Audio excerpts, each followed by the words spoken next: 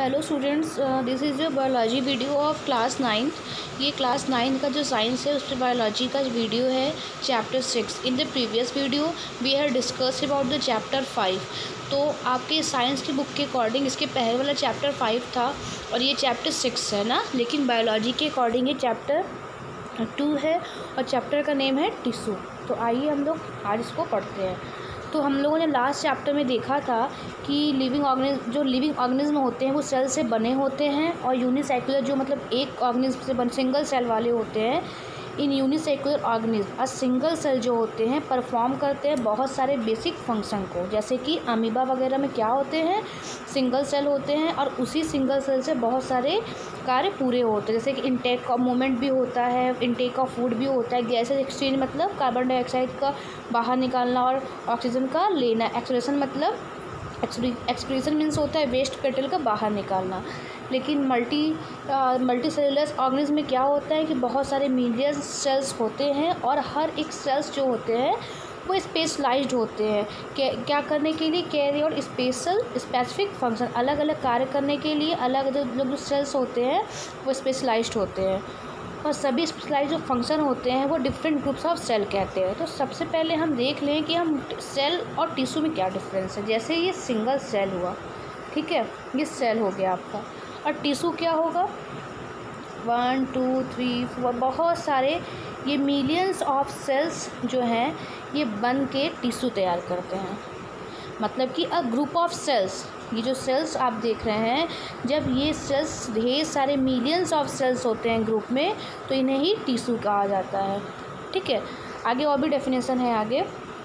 तो ये देखिए कि since these cells carry out only a particular function, मतलब कि जैसे कि ये सेल्स का ग्रुप है ना, ये मिलियंस ऑफ सेल्स का ग्रुप है, इनका फंक्शन अलग होगा। ये मिलियंस ऑफ सेल्स का ग्रुप है, इनका फंक्शन कार्य करने का जो इनका मतलब जो कार्य करना है इनका सबका कार्य अलग अलग होगा। ठीक है, और in human beings muscle cells contract and relax to cause movement nerve cell, मतलब बताने का जैसे ह्यूमन बींग्स होते हैं उसमें क्या होते हैं अलग अलग जो ये टिश्यूज़ होते हैं, जो सेल्स होते हैं वो अलग अलग काम करते हैं। जैसे कुछ हमें मूवमेंट में हेल्प करते हैं, ठीक है, कुछ हमें कैरी मैसेज को कैरी करने का काम करते हैं। जैसे कि ब्रेन में जो होते हैं ब्लड क्या करते हैं, ऑक्सीजन को ट्रांसपोर्ट करते हैं, फूड को, हार्मोन्स को करते हैं और वेस्ट मटेरियल को करते हैं ट्रांसफ़र, मतलब बाहर निकालते हैं।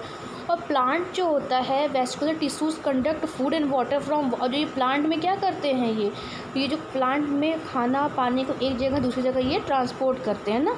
ठीक है, so multi secular organism so division of labour, इसलिए मल्टी सेक्युलर जो ऑर्गेनिज्म होता है उसमें हम डिवीजन ऑफ लेबर को देखते हैं। Cells specialising in one function often group together in the body. देखिए जो सेल होते हैं जो स्पेशलाइज होते हैं एक फंक्शन करने के लिए वो ग्रुप में होते हैं। जैसे देखिए ये एक है, इसमें मिलियंस ऑफ सेल्स हैं, इनका काम क्या है मैसेज पहुंचाना या पूरे बॉडी के पार्ट्स में ब्लड पहुंचाना। तो ये जो सारे सेल्स हैं ये एक साथ एक ग्रुप में मिलके रहते हैं। ठीक है, इतना मतलब हुआ इसका। आगे देखिए, this means that a particular function is carried out by a cluster of cells, मतलब कि वही बात लिखी हुई है कि इसका मतलब ये हुआ कि जो कोई भी कार्य होता है वह क्लस्टर ऑफ सेल्स मतलब मिलियंस ऑफ सेल्स या ग्रुप ऑफ सेल्स के साथ मिलके होता है। ठीक है, this cluster of cells called a tissue, इन्हीं क्लस्टर ऑफ सेल्स को टिश्यू कहा जाता है। मैंने बताया ना कि क्लस्टर मतलब जब ग्रुप ऑफ सेल्स होते हैं उन्हीं को टिश्यू कहा जाता है। Is arranged and design so as to give the highest possible efficiency of function, इस प्रकार अरेंज और डिज़ाइन होते हैं कि बहुत ही हाईएस्ट पॉसिबली एफिशिएंसी मतलब प्रभावित तरीके से कार्य कर सकें। ठीक है, तो कुछ एग्जांपल इनके दिए हुए हैं, ब्लड, फिलोम, मसल्स आदि एग्जांपल ऑफ टिश्यूज़। यहाँ पे देखिए टिश्यू का डेफिनेशन दिया हुआ है कि group of cells that are similar in structure and are work together to achieve a particular function forms a tissue. एक ग्रुप ऑफ सेल, ठीक है, जो स्ट्रक्चर में एकदम एक दूसरे के सिमिलर हों, जो एक साथ मिल के कार्य करते हों किसी एक लक्ष्य को पाने के लिए। ठीक है, टू अचीव अ, किसी एक लक्ष्य को पाने के लिए जब बहुत सारे सेल मिलके एक ही स्ट्रक्चर के सेल मिलके कोई कार्य करते हैं तो उन्हें टिश्यू कहा जाता है। ठीक, आगे देखिए, are plants and animals made of same types of tissue, क्या प्लांट्स और एनिमल्स एक तरह के टिश्यू से बने होते हैं? तो आइए देखते हैं। तो सबसे पहले इसके बारे में जानने के लिए हम इनके स्ट्रक्चर और फंक्शन के बारे में देखते हैं कि प्लांट्स और एनिमल्स के सेम स्ट्रक्चर होते हैं। तो आइए यहाँ पे हम क्लियर करते हैं इस साइड में। देखिए यहाँ से देयर आर नोटिसेबल डिफरेंस, मतलब प्लांट्स और एनिमल्स में नोटिस किए जाने वाले डिफरेंस होते हैं। प्लांट्स आर स्टेशनरी और fixed, they don't move since they have to upright. जो प्लांट्स होते हैं वो एक जगह फिक्स होते हैं, वो मूव नहीं करते, उन्हें एक जगह खड़े रहने की ज़रूरत होती है, एक जगह स्टैंड होते हैं, ठीक है। तो इसलिए उन्हें स्टैंड होने के लिए बहुत सारे सपोर्टिव टिश्यू की ज़रूरत होती है, और जो सपोर्टिव टिश्यू होते हैं वह डेड सेल होते हैं, ठीक, याद रखिएगा। और animal on the other hand, दूसरी तरफ अगर हम एनिमल की बात करें तो वो एक जगह से दूसरी जगह मूव करते हैं फूड की तलाश में, मेट्स मतलब फ्रेंड्स की तलाश में, और शेल्टर की तलाश में। They consume more energy as compared to plant. ये क्या है कि जो एनर्जी है ये प्लांट के अपेक्षा ज़्यादा कंज्यूम करते हैं, ओके। तो most of the tissues J contain, जो भी टिश्यूज़ इसमें होते हैं वो लिविंग होते हैं। ध्यान रखिएगा, जो एनिमल्स होते हैं उनके टिश्यूज़ जो इनमें होते हैं वो लिविंग होते हैं, क्योंकि ये लिविंग थिंग्स होते हैं। प्लांट्स भी होते हैं लेकिन इनको एक जगह दूसरी जगह मूव करना होता है, ये ज़्यादा एनर्जी कंज्यूम करते हैं, इसीलिए इनके जो सेल होते हैं वो लिविंग होते हैं। बट प्लांट के जो सेल सपोर्टिव सेल्स होते हैं वो डेड सेल होते हैं, ठीक। आगे देखिए, another difference between animals and plant in the pattern of growth. और दूसरा डिफरेंस हम देखेंगे कि जो इन दोनों में पैटर्न होता है ग्रोथ का, उसके थ्रू देखते हैं। The growth in plant in limited to certain region, और जो प्लांट की जो ग्रोथ होती है वो लिमिटेड हो जाती है कुछ कुछ रीजन्स में, while this is not so in animal, जबकि एनिमल्स में ऐसा नहीं होता है। There are some tissues in plants that divide throughout their life, लेकिन प्लांट्स में कुछ ऐसे टिश्यूज़ भी होते हैं जो पूरी लाइफ क्या होते हैं वो डिवाइड होते रहते हैं एक दूसरे से, ठीक है। जैसे ये टिश्यूज़ है ना, ये सेल से टिश्यूज़ है, तो इनसे जो ये डिवाइड होते रहते हैं पूरी life. These tissues are localized in certain region based on the dividing capacity of the tissue. Various plant tissue can be classified as growing और देखिए जो ये बेस्ड होता है डिवाइडिंग कैपेसिटी, कुछ जो टिश्यूज़ में क्या बताया था ना यहाँ पे कि कुछ क्या होते हैं लाइफ टाइम डिवाइड होते रहते हैं, तो जो इनकी डिवाइड होने की कैपेसिटी होती है टिश्यू की, various plant tissue can be, जो तो प्लांट्स के बहुत सारे टिश्यू को क्लासीफाई किया जा सकता है। किस बेस पे? इनके डिवाइडिंग कैपेसिटी के बेस पे बहुत सारे प्लांट के टिश्यू को क्लासीफाइड मतलब कि डिवाइड किया जा सकता है एज ग्रोइंग और मेरिस्टेमेटिक टिश्यू और परमानेंट टिश्यू। किस तरह से? Meristematic tissue and permanent tissue. ये क्या होता है देखिए अभी आगे बताया जाएगा। Cell growth in animal is more uniform, जो सेल ग्रो होते हैं एनिमल में वो ज़्यादा यूनिफॉर्म होते हैं, फिक्स होते हैं। So there is no such demarcation of dividing, तो ये फिक्स होते हैं जिसमें डिवाइडेशन नहीं होता है, ठीक है। आगे देखिए, The structural organism of organs and organ system is far more specialized and localized in complex animal that can even in very complex plant. कुछ टिश्यूज़ ऐसे होते हैं, कॉम्प्लेक्स मतलब ग्रुप, ठीक है। तो कुछ टिश्यूज़ ऐसे होते हैं जो डिवाइडिंग होते हैं प्लांट्स में, कुछ कॉम्प्लेक्स टिश्यू एनिमल्स में भी होते हैं। These fundamental difference reflect the different mode of the life pursued by these two major group of organisms. यही जो फंडामेंटल डिफरेंस होते हैं, इन्हीं डिफरेंस से हम इन प्लांट्स एंड एनिमल में डिफरेंस कर सकते हैं इनके टिश्यू के बेस पे।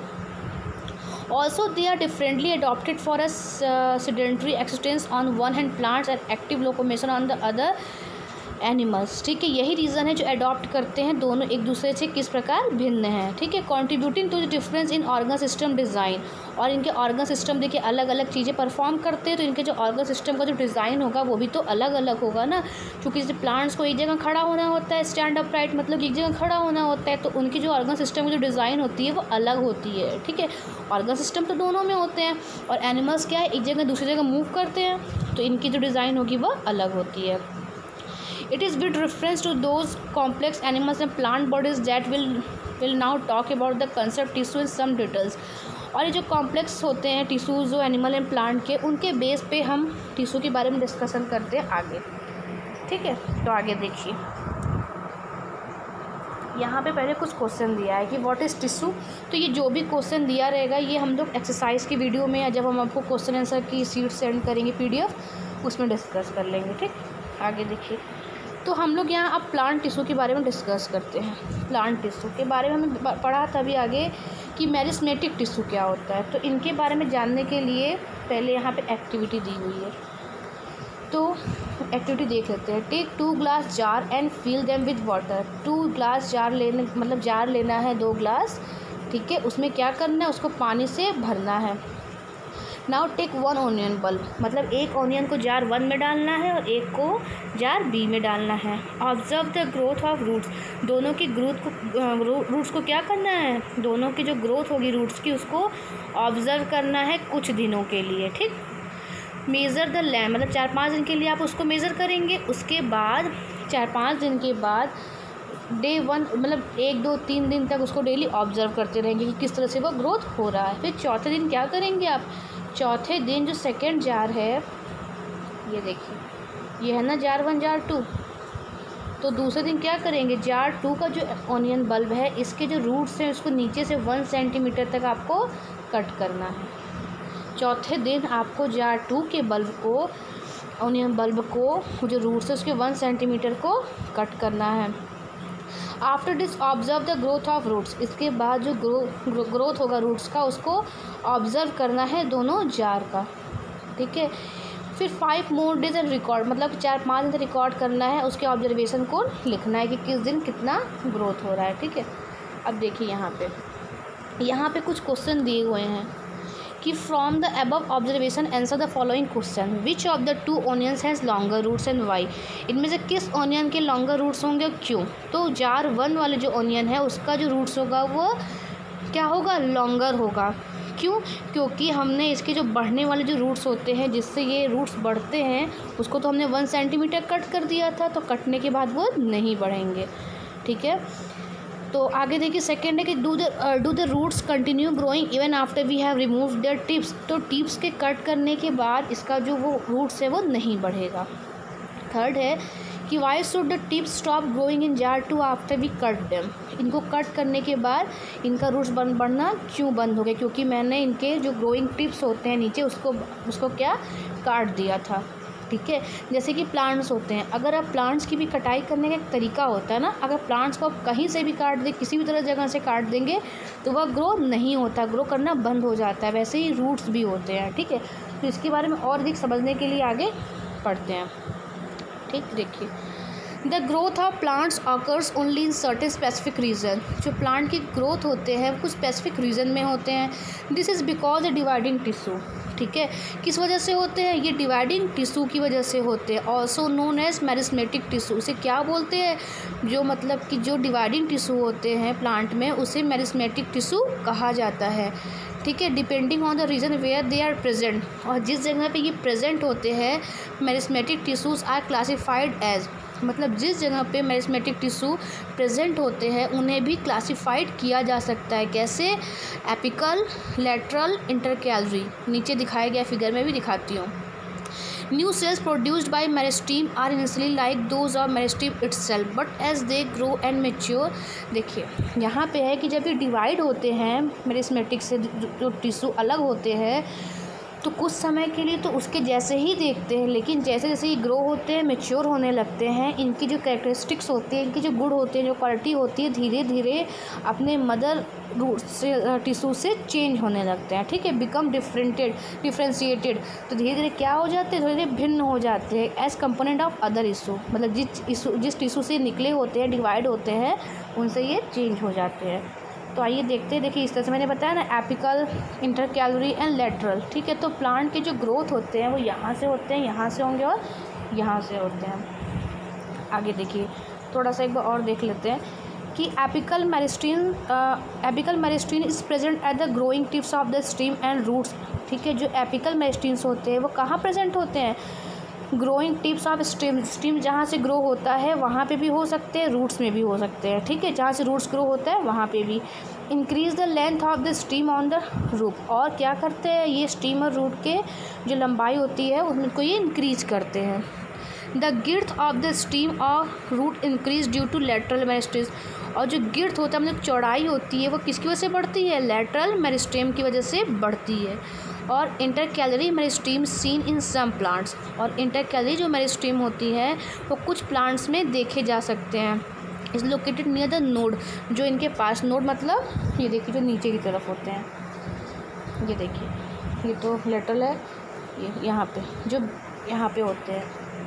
ठीक है, तो यहाँ पे हम देख सकते हैं क्या देख सकते हैं, कुछ प्लांट्स में इंटर कैलोरी यहाँ पे होते हैं, मतलब इसमें यहाँ दिखाया गया है कि प्लांट्स कहाँ कहाँ से ग्रो होते हैं। तो बेटा नेक्स्ट जो इसका रेस्ट पार्ट है इस चैप्टर का, we will discuss in next video. Okay, thank you.